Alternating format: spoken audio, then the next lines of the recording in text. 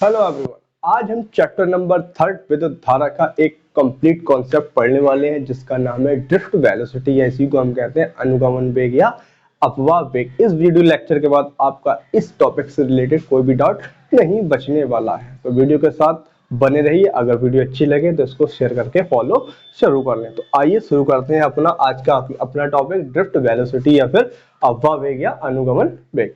देखो भाई, इसको समझने के लिए हम एक चालक का जिक्र करेंगे। चालक क्या होता है? जिसके अंदर मुक्त इलेक्ट्रॉन पाए जाते हैं। चालक क्या होता है? जिसके अंदर मुक्त इलेक्ट्रॉन पाए जाते हैं। तो अब देखो यहाँ पर एक मैंने ये चालक बना दिया है, इसके अंदर क्या है? मुक्त इलेक्ट्रॉन। अभी हमने इसको किसी बैटरी से अटैच नहीं किया है। जब बैटरी से हमने इसको अटैच नहीं किया तो इसके अंदर जो इलेक्ट्रॉन्स है, मुक्त इलेक्ट्रॉन्स है, वो रैंडम मोशन करते हैं। रैंडम मोशन का मतलब क्या होता है? अनटिस्टेंट पूरे चालक के अंदर इलेक्ट्रॉन इधर से उधर घूमते रहते हैं, जिससे उनका औसत वेग क्या रहता है? शून्य रहता है। इसके पीछे का लॉजिक मैं आपको बता रहा हूँ कि शून्य क्यों रहता है। देखो, अब यहाँ पर एक इलेक्ट्रॉन है, यहाँ पर मान लो सिर्फ हम एक इलेक्ट्रॉन को, यहाँ पर एक इलेक्ट्रॉन ये है और एक इलेक्ट्रॉन ये है। अभी इस इलेक्ट्रॉन ने यहाँ पर घूमना स्टार्ट किया। जैसे इलेक्ट्रॉन यहाँ घूमता है तो यहाँ पर एक इलेक्ट्रॉन्स की कमी आ जाती है। इस कमी को पूरा करने के लिए जस्ट अपोजिट में एक इलेक्ट्रॉन इधर मूव करने लगता है। तो दोनों की दिशाएं विपरीत होने की वजह से इनका जो औसत वेग है वो कैसा आ जाता है? शून्य आ जाता है। तो हर इलेक्ट्रॉन के साथ यही है, इसलिए पूरे चालक के अंदर सभी इलेक्ट्रॉन्स का जो औसत वेग रहता है बैटरी जोड़ने से पहले शून्य होता है। पहले इसी बात को देखो, मैंने ये जो ऊपर लिखा है, जब किसी चालक को बैटरी से नहीं जोड़ा जाता है तो चालक में उपस्थित मुक्त इलेक्ट्रॉन रैंडम मोशन करते हैं, अर्थात उनका जो औसत वेग होता है वो शून्य होता है। और शून्य क्यों होता है मैंने ये आपको बताया। बाकी औसत वेग, ये पहले इलेक्ट्रॉन का प्रारंभिक वेग हो गया, ये दूसरे इलेक्ट्रॉन का प्रारंभिक वेग। प्रारंभिक का मतलब बैटरी जोड़ने से पहले। और बाकी इसके अंदर हजारों लाखों करोड़ों इलेक्ट्रॉन है, इसलिए मैंने यहाँ पर क्या लिख दिया? UN। अगर हम किसी, ये सभी ये दे रखा है, क्या दे रखा है अपने पास?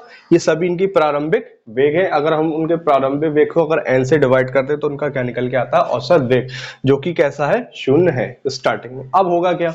अब हम इसी चालक को क्या जोड़ रहे हैं? किसी बैटरी से जोड़ते हैं। जब हम किसी चालक को किसी बैटरी के साथ जोड़ देते हैं तो सभी इलेक्ट्रॉन एक निश्चित दिशा में मूव करने लगते हैं। तो जैसे ही अब ये मूव करेंगे तो सभी इलेक्ट्रॉन्स एक ही दिशा में जब जाएंगे तो इनका एक औसत वेग बनेगा। उसी औसत वेग को ही हमने क्या नाम दिया है? ड्रिफ्ट वेलोसिटी या फिर अपवाह वेग या अनुगमन वेग। आई होप ये चीजें आपको समझ आ रही होंगी। तो जैसे ही हम किसी चालक को बैटरी के साथ अटैच करते हैं तो सारे के सारे इलेक्ट्रॉन एक निश्चित दिशा में गति करने लगते हैं, जिससे उनका एक औसत वेग शून्य नहीं रहता। अर्थात इसी औसत वेग को ही हम क्या नाम देते हैं? ड्रिफ्ट वेलोसिटी या फिर अपवाह वेग या अनुगमन वेग कहते हैं। तो यहाँ पर इसका जो एवरेज है वो शून्य नहीं होगा और यहाँ पर इसका एवरेज शून्य होता है। अर्थात बैटरी जोड़ने से पहले किसी चालक के अंदर मुक्त इलेक्ट्रॉनों का औसत वेग शून्य होता है और उसके बाद जब हम उसमें बैटरी जोड़ देते हैं तो उसका औसत वेग शून्य नहीं रहता। और इसी औसत वेग को हम क्या नाम देते हैं? ड्रिफ्ट वेलोसिटी कहते हैं।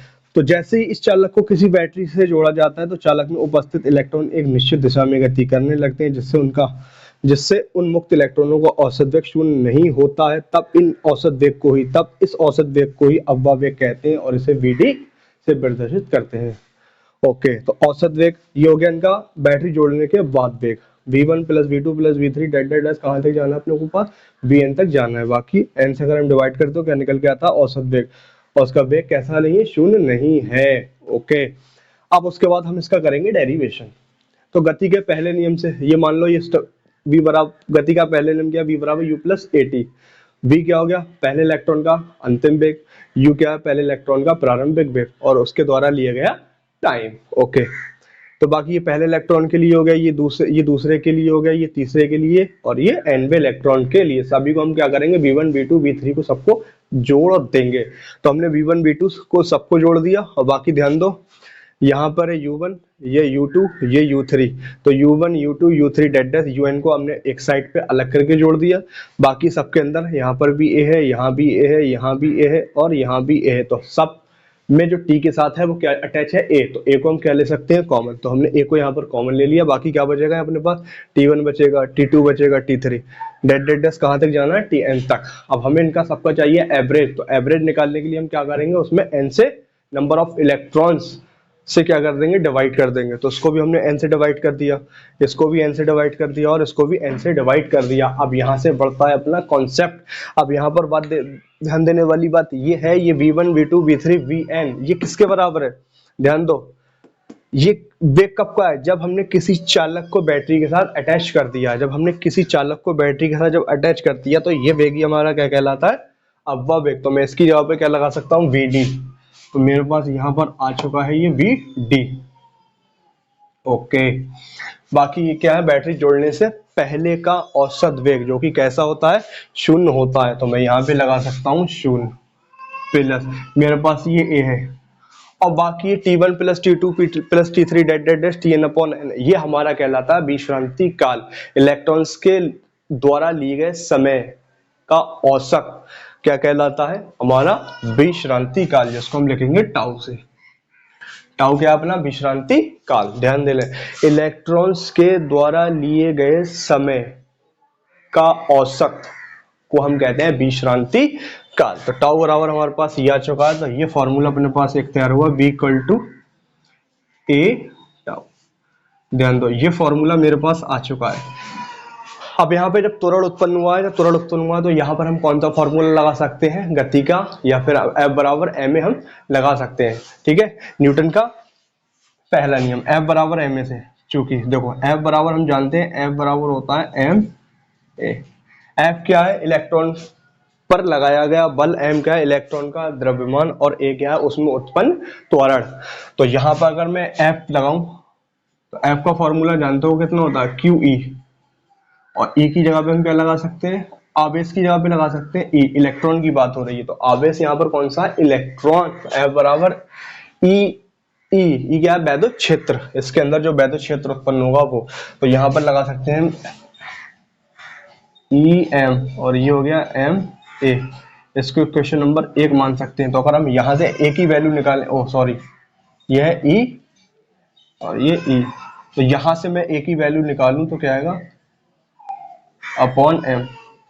A का मान समीकरण नंबर 1 में रखने पर, चलो भाई A का मान समीकरण नंबर 1 में रखोगे तो हमारे पास एक इक्वेशन बनके तैयार हो जाएगी। A का मान समीकरण 1 में रखने पर, A का मान समीकरण नंबर 1 में रखने पर, तो जैसे ही A का मान समीकरण नंबर तुम यहाँ A पे रखोगे तो फॉर्मूला दिखाई देगा। देखो V इक्वल टू